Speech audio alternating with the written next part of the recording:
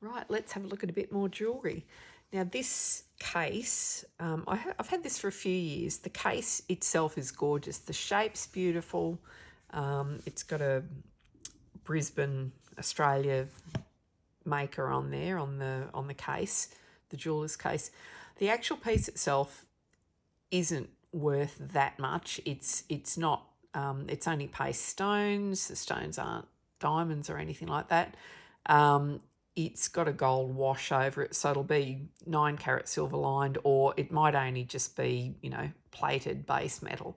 So the brooch itself, this shape is very desirable, this sort of starburst shape, but the box is probably worth just as much or more than the brooch.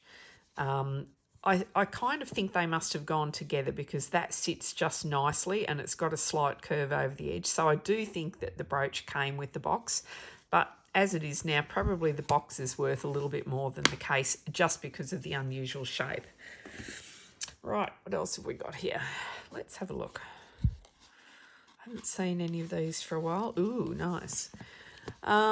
Okay, so this one here came from the local stash that I've got. It's absolutely beautiful. I believe I've tested the stones and they're just blue glass. They're not sapphires or anything like that.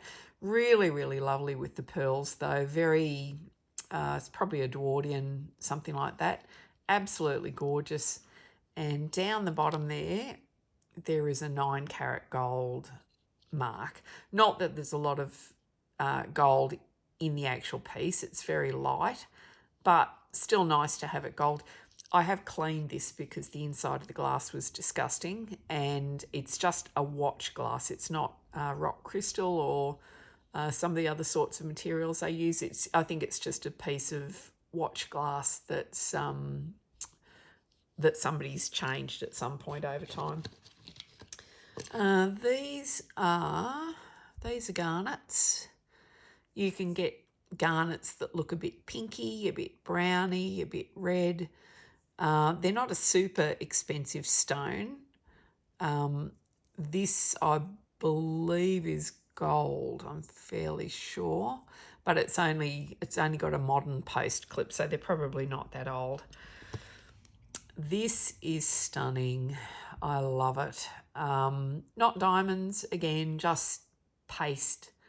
However, the actual construction of the piece is magnificent. I'll have to get the back checked because I am suspicious that it is gold on the back. It's got a really long clasp and it's got a reasonably wide hinge. So it probably is, has been made before they stamped all gold. But I do believe the back is gold. I will have to take it and get it tested at some point. These are all individually created though. So a lot of work's gone into it. Mr. Jeweller really loved this because of the construction and the time taken. But it's a beautiful, beautiful piece. Very desirable. Really, really nice. Keep all those in there. That was a good box. Right, this one, let's see what's in here. Oh, another nice one. I love this one. This is a beautiful, beautiful piece. I got it with quite a lot of other pieces, I think, if I can remember correctly. But this is what I wanted. I will buy a bulk lot of pieces just to get one bit in particular. If you look at the actual construction of the heart, it's magnificent. I think it's silver. It's not marked. I've tested the green stone with the Presidium, the gem tester. It's just glass, but all the marquesites are intact. You've got these little flowery bits here with marquesites in them in the connector to the top bow. Unusually it's got a little pink stone in it, again just glass, but it's a fabulous piece. It feels beautiful, and on the back there are no marks on it.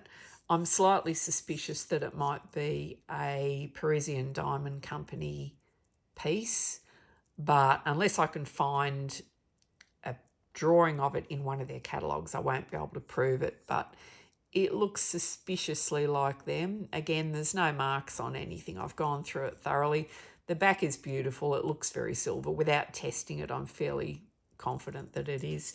Yeah, and it's just lovely. Probably the chain has been changed at some time. It looks a little bit more shiny and modern. But yeah, absolutely beautiful, that one. Not quite sure of the worth. I think I need to do a bit more research to see if I can figure out who actually made it. Right, let's have a look. Different little box here. Box is quite cute.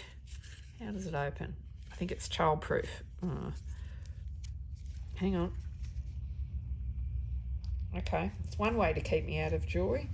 Right. Oh, this is nice. I think this was from a similar jewellery lot. Absolutely stunning. Look at that. It's very fluid. It's got a lot of movement in it. This central bit with the drop with the two pearls will move and either go forward or backwards. So really nice design, very careful design too. Now, because it was in the same auction lot, I don't know exactly who the sellers are, but if you have one piece by a certain maker, quite often you've got pieces from a similar age or a similar maker in other auction lots. This is just beautiful. And again, with that little bow, my ears pricked up when I was sort of reading the descriptions out loud. And on the back of this one, there is a mark there down the bottom for 925. However, up the top there is a little mark that looks like an urn. It took me years to work out what to Google to try and figure out what it was. Etruscan urn did it, and finally, I thought it was a squid at first. An Etruscan urn, and the stamps are of varying quality, but that stands for Parisian Diamond Company, who had a very interesting history. They were in Regent Street in London. I think they also had an outlet in Burlington Arcade, so very posh part of London. And they were around the late 1800s, early 1900s. They went bust because they had a robbery and the robbery was staged. So they got into big trouble for it, and it all went kaput, but it's a shame because there's a lot of catalogues online with their drawings of their pieces, and it's just beautiful. Very nice designs. Parisian Diamond Company wasn't from Paris, and they didn't sell diamonds. They're all fake diamonds, just really good paste, really good pretend diamonds. But their pieces are quite sought after because of the age and because they are really beautiful and quite delicate. Okay, this one. What have we got? Ooh, some Australian pieces. Okay, so this one here is, there's quite a lot of these that come up for sale, and they are quite sought after. They're really nice, good size to wear. Some seed pearls. This is only glass. I've never found one that's actually got a precious stone in it. It is stamped. I need to have a look at what that says. I know it's 9 carat. Not a lot of weight to it though, so it won't be worth a lot because of the gold content. And you've got a reasonably wide clasp. Could be Edwardian again, something around that time, but just very, very cute. And this one is similar. This one's got a little map of Australia, and you'll quite often find these with kookaburras. I have seen one with a kangaroo on it. They'll have the Southern Cross, that sort of thing, but really lovely, really, really nice. And I need to do some more cleaning of that. I have done some on it because it was in atrocious condition. Stamp 9 carat there, as you can see. But I need to do some more on this to get rid of a lot of this crap. I may even have to get a piece of really thin, really fine sandpaper to go over it because it's a bit yuck. Crescent brooches are always popular. Don't know whether it goes that way or that way. Sometimes you can't tell by the pins. When you're buying garnets, people will sell things as garnets and it turns out it's just garnet coloured glass. Really, in the description they should put garnet glass, but the word garnet can stick out and people buy things and it turns out when they get them and test them that it is just glass. It's hard to tell and you do need to understand what you're buying with these. I can't remember what this is. I'll put it in the comments. Good hinge, little bit of width to it, little bit of length to the pin, and of course the longer the pin, the older it may be. It's not marked, but I think it could be gold on the back. It looks a little bit promising there. So again, I'd have to take it in and get it tested. It's not particularly heavy. There's not heaps of gold, so it won't be worth a lot for the gold content. Right. Ooh, this one. I thought this was Christine Lynch initially because it looks very much like one of hers. However, it's got a different maker's name there, and yeah, I just loved it with the little seed pearls, but I did think it was a Christine Lynch and it turned out not to be. So a different maker on the back. I'll put the details in comments. Very nice. This one. Now, might do this one last. Don't want to make the videos too long. Now, this necklace came in this box. The box, as you can see, is a fabric, looks like it's sort of ribbons even, a fabric box.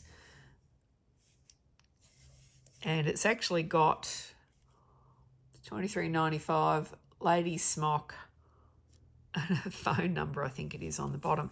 It's got a fair bit of grubbiness on it, but it's still very nice. Now, up the top you'll see it's Shakespeare's Flowers by Elizabeth Rymer. This is the only Rymer box I have. I've got a couple of tags, but no boxes. And it's got a Shakespeare quote there. And she did a series of these boxes with different pieces. So this piece would have been the lady smock, I think it is. Very weird. Smock.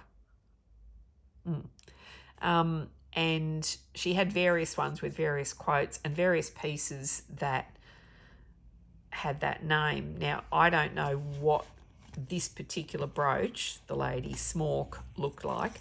This was in